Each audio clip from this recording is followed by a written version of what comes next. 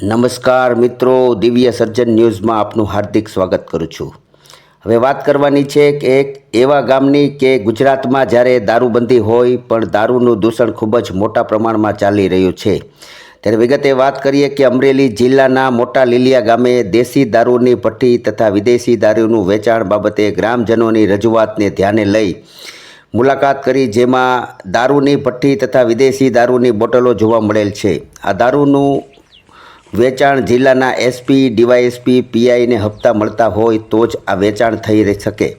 જેથી આદરણીય મુખ્યમંત્રી શ્રી ભૂપેન્દ્રભાઈ પટેલ સાહેબને વિનંતી કે અમરેલી જિલ્લાનું દારૂનું વેચાણ મોટા પાયે થઈ રહ્યું છે, જે ભારતીય જનતા પાર્ટીને બદનામ કરવાનું મોટા પાયે ષડયંત્ર ચાલે છે। જેથી તે બાબતે આઈપીએસ હસમુખ પટેલ સાહેબની અધ્યક્ષસ્થાને તપાસ કમિટીની રચના કરી સામેલ અધિકારીઓ તથા રાજકીય લોકો સામે નિયમાનુસાર લોકહિતમાં કાર્યવાહી કરવા વિનંતી માંગણી છે।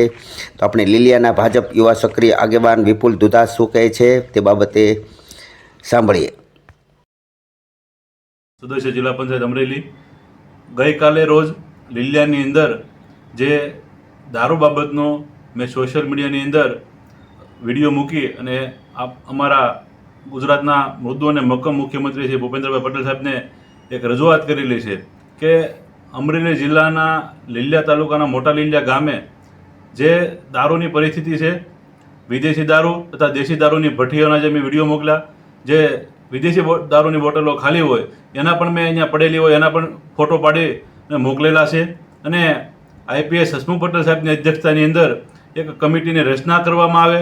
આ એસપી, ડીવાયએસપી અને પીઆઈ અને સમગ્ર જિલ્લાની અંદર જે દારૂનું બેફામ વેચાણ થઈ રહ્યું છે તેનાથી કેટલાય પરિવારો ઉજ્જડ થાય છે અને ઘરના મોભી જ્યારે ચાલ્યા જાય છે ત્યારે પરિવાર ઉપર ખૂબ મોટી મુશ્કેલી અને બાળકો નોધારા બનતા હોય છે।